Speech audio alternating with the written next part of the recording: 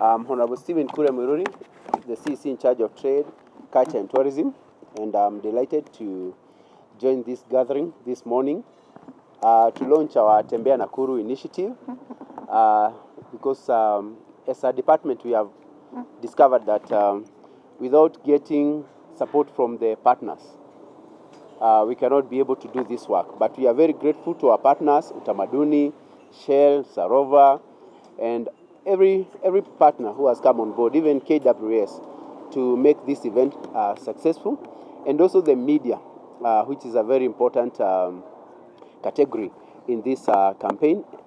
And I wish each and every person from even our Gratu will come on board and assist us to make sure that this campaign is successful.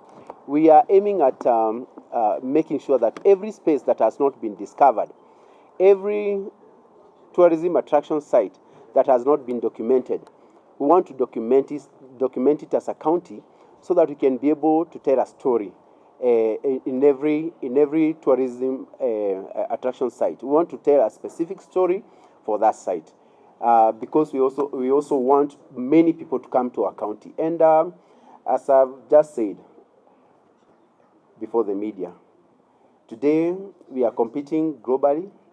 We're also competing in Africa for this market or this space.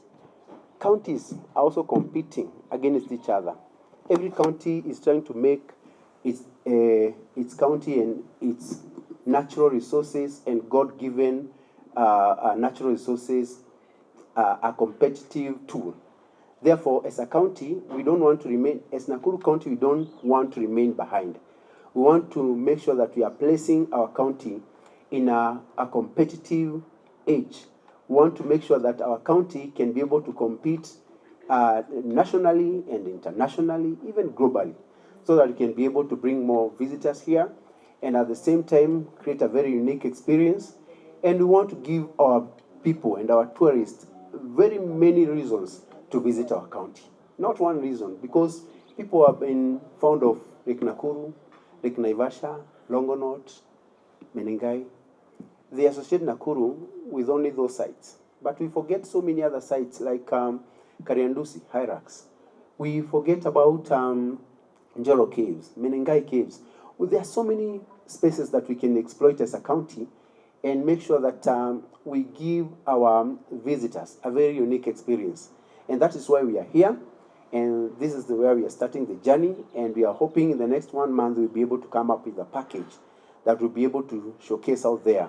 And our people, our Nakuru people, will be able to know and appreciate these sceneries and these facilities, these sites, and be able not only appreciate, they'll also be able to visit. And we are at a very critical juncture. You know, we are in December, and we have to now do more to advertise and market our county. Therefore, I want to appreciate once again our partners, KWS. General Manager for Sarava Woodrat and Sarava Lion Hill Lodge. Nakuru City is the next big thing. We have got great unexploited potential in terms of our tourism attractions, and we want to make sure that the message out there is that Nakuru City is not a stopover destination, is not a one-night destination, it's a destination you can do 2 nights. We want to make sure that we explore the tourist attractions within Nakuru City. We are the only city, particularly in Kenya, where we have the lake and the park. And our park, I'm told, out of the very few ones in Africa, is the only one next to a wetland. And a wetland, I mean, read in quotes, the lake. And with very many animals, 400 species of birds. We got the big 4 out of the big 5. As Sarava, we do quite a lot of activities. Hiking, we do arrangements with Menengai Crater. You can do signature experiences. We go to groups, we do lakeshore dinners, lakeshore sundowners, bush breakfast, of course, game drives. So we are answering the question, why Nakuru? Away from doing the business travel for Sarava Woodlands, we make sure that we mix our business with leisure.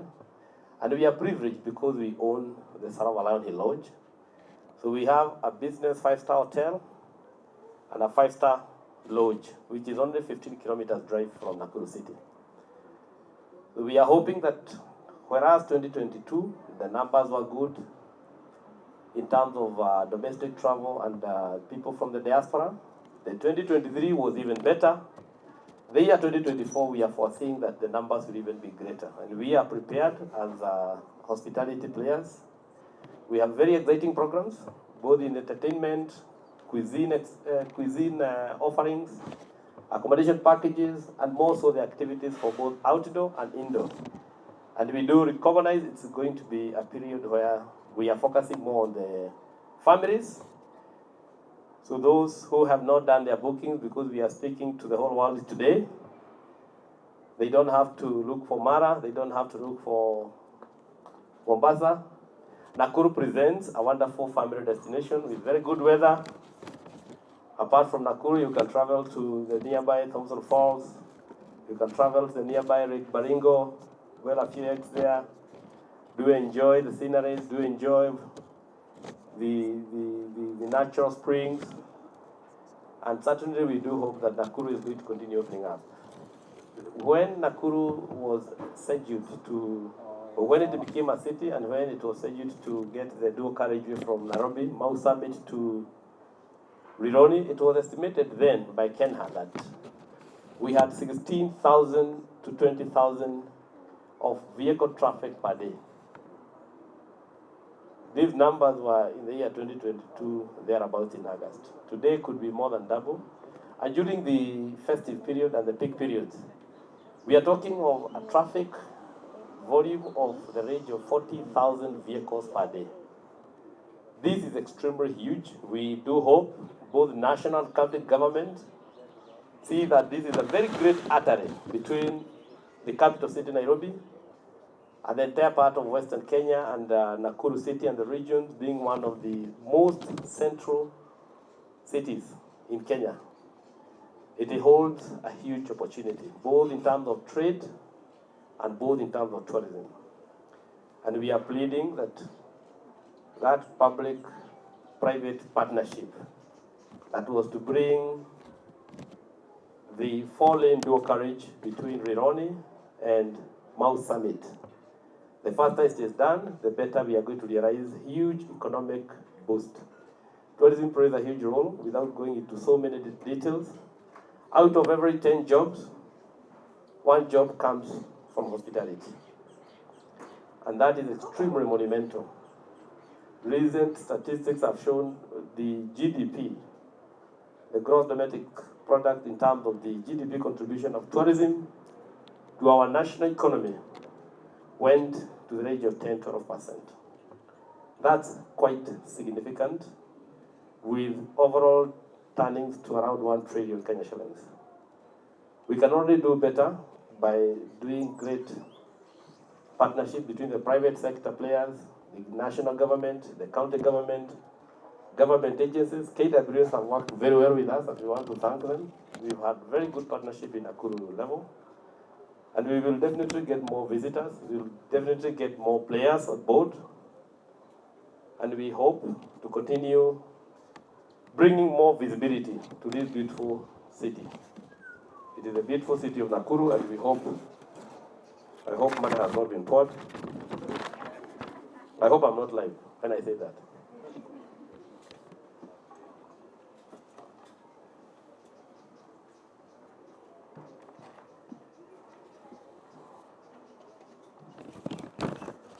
So without further ado, I want to welcome you once again to Nakuru City, Sarava. From Lake Nakuru National Park, representing the Senior Assistant Director, Central Rift Conservation Area.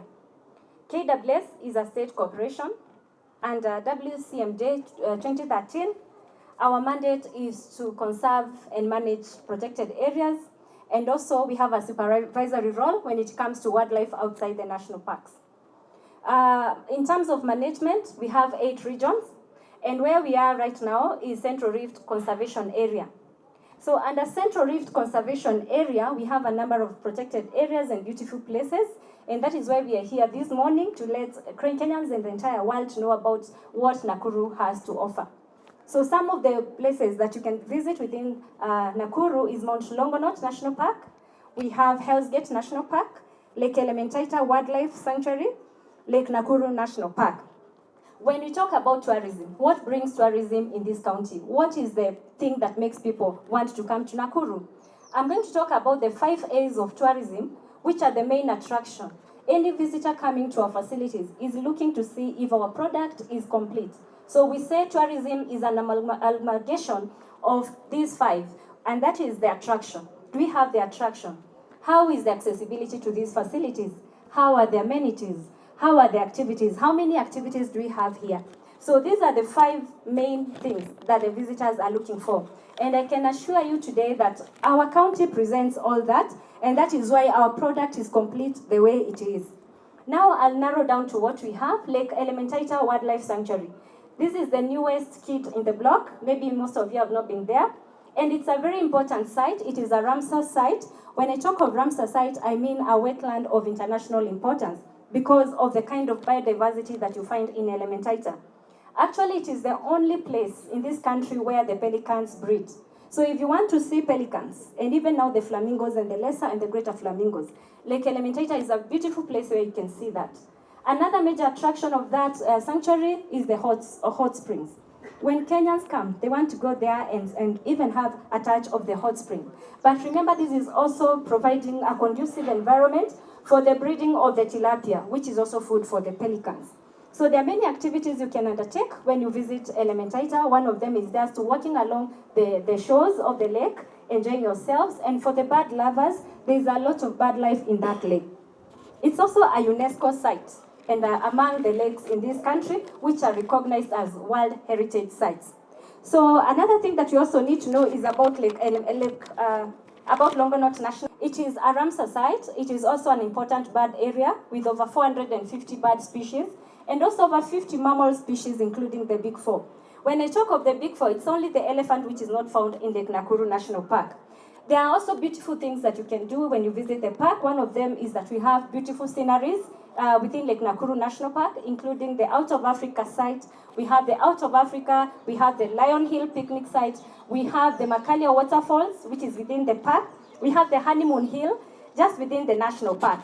And the other attraction is that the waterfalls. Next to our waterfalls, you'll find their camping grounds. So if you want to come spend a night in Lake Nakuru National Park, it's possible to do that. And for those who don't like adventure, they don't want to use camping gear and all that, we have many options. Within Lake Nakuru National Park, we have a number of lodges. We have Sarova Lion Hill, which is within the park. We have the Sopa lodges, Lake Nakuru Sopa, also within the park. Lake Nakuru Lodge, we have some of the tented camps, special tented camps within the park, and that is the Cliff, and also we have the Flamingo tented camp. And as KWS, we are also looking at different clients. We also have Naishi Guest House. If you come with your family, with a family of about 8 people, we accommodate you comfortably. It's a self-catering facility. You only pay 16,000 shillings, and you can spend a night in the park. So we encourage you to come, enjoy what we have in Nakuru. And now that we are approaching the festive season, we know this is season for domestic tourism. I want to encourage you to sample what we have in the county of Nakuru. Remember, our parks are categorized. We don't charge the same. If you go to the urban parks, the charges are different. Nakuru is under premium parks. We only have 2 premium parks in this country, and that is Lake Nakuru National Park and Amboseli. We charge 860 shillings for citizens. If you go to Hell's Gate, it is cheaper. You pay only 300 shillings. It is different for all the parks because we have scenic parks, we have urban parks, we even have the sanctuaries, which are very cheap. And as a way of promoting local tourism, Kenya Wildlife Service, Lake Nakuru National Park, we're also providing transport to the park at a subsidized rate. So our community bus is usually in town at railways on weekends and public holidays. We just board the bus. For citizens, we only charge 1,000 shillings, which includes transport.